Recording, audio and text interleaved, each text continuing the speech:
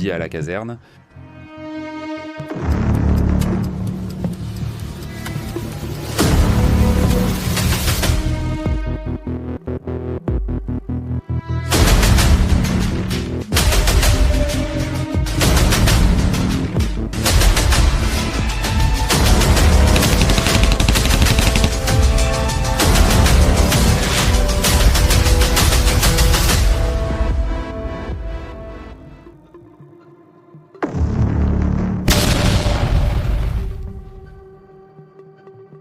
L'arrivée des Marines Riders dans les Caraïbes a déclenché une alerte maximale chez le régime de Nicolás Maduro.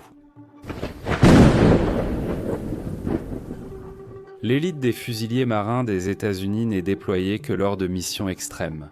Et leur arrivée aux abords du Venezuela montre que le commandement Sud se prépare à exécuter une opération chirurgicale qui pourrait changer le cours politique du pays, en quelques minutes.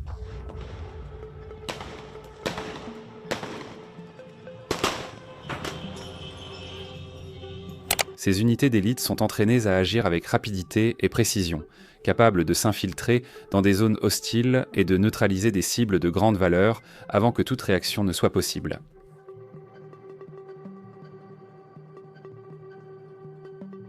Armés de carabines M4 équipées de silencieux, de pistolets M9 de vision nocturne et de communication cryptée, les Marines Riders portent la réputation d'être impitoyables lors de missions critiques. Bienvenue dans la vie à la caserne. Ici, cet exercice Indépendance 200 consiste à nous préparer avec les 3 lignes. La défense intégrale de la nation, la résistance active du peuple et l'offensive permanente de tout un pays. Intégrale sur tous les fronts de bataille. Et nous aurions un seul destin, la victoire historique encore une fois. L'opération Cercle Final au Venezuela a déjà mobilisé des milliards de militaires, des navires de guerre, des dizaines d'aéronefs et un sous-marin nucléaire.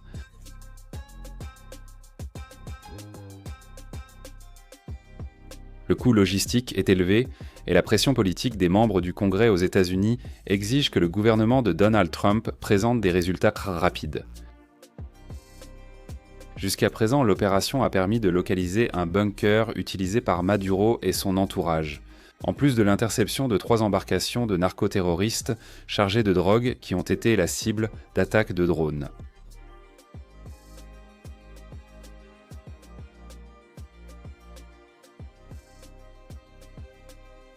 Malgré cela, le dictateur chaviste et ses plus proches alliés restent libres, augmentant la possibilité d'une attaque à tout moment au Venezuela.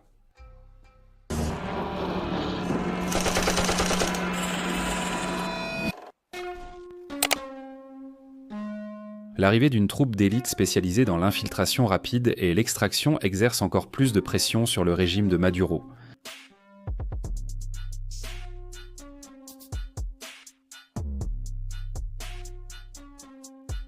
Créés comme force de réponse immédiate, les Riders opèrent avec une mobilité tactique sur des terrains urbains et ruraux, utilisant aussi bien des motos adaptées que des débarquements.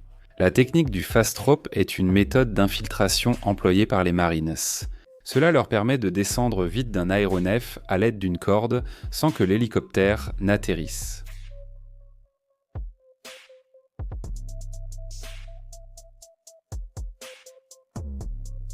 Ces opérateurs d'élite ont déjà prouvé leur efficacité en Afghanistan, Irak et Liban, montrant toujours leur polyvalence et capacité d'adaptation à divers types de combats.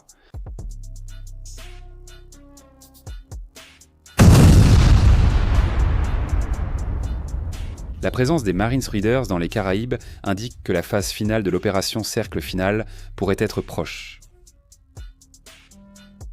Le soutien aérien aux Marines est assuré par des hélicoptères modèle Venom ou Vipor.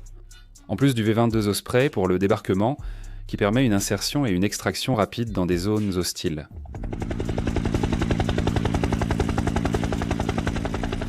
Cette mobilité terrestre et aérienne fait des Riders une menace mortelle pour toute cible.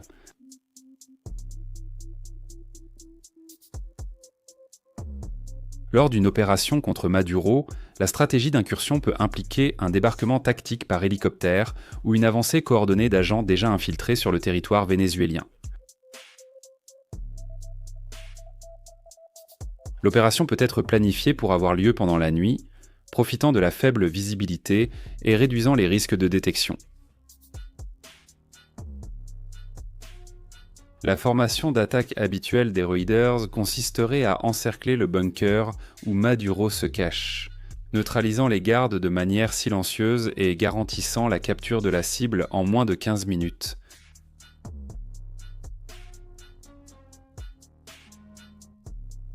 Ce niveau d'efficacité a fait des Marines Raiders l'une des troupes les plus redoutées au monde.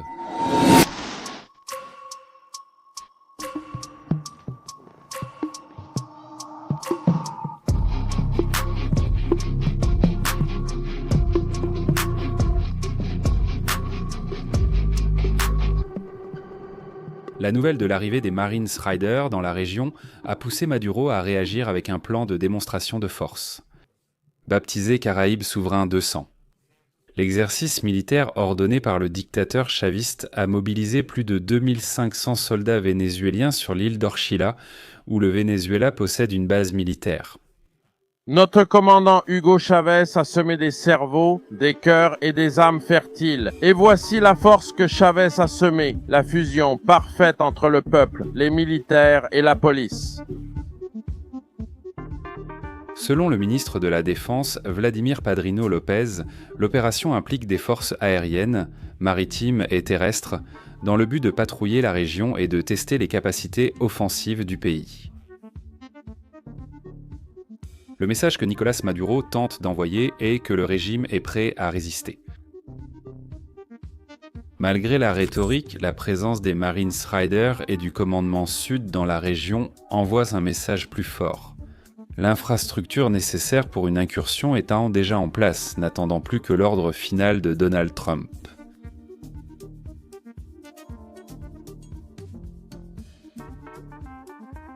La population vénézuélienne, épuisée après des années de crise, voit dans ce mouvement une possible chance de changement.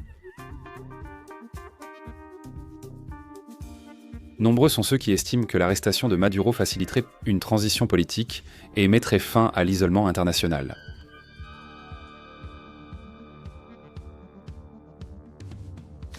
La logistique de l'opération est complexe, nécessitant la coordination des unités terrestres, aériennes et navales.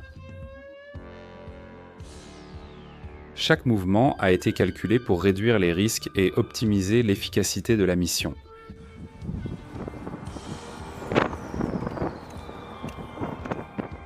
Des sources proches du Pentagone affirment que la fenêtre pour une action se rétrécit. La pression politique, l'usure humaine et économique rendent chaque jour d'attente plus coûteux pour les États-Unis.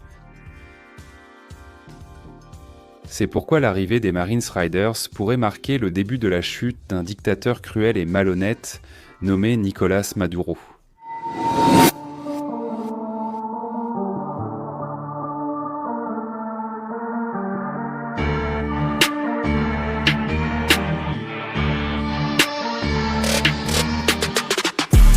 Le destin du Venezuela au XXIe siècle dépend de notre victoire.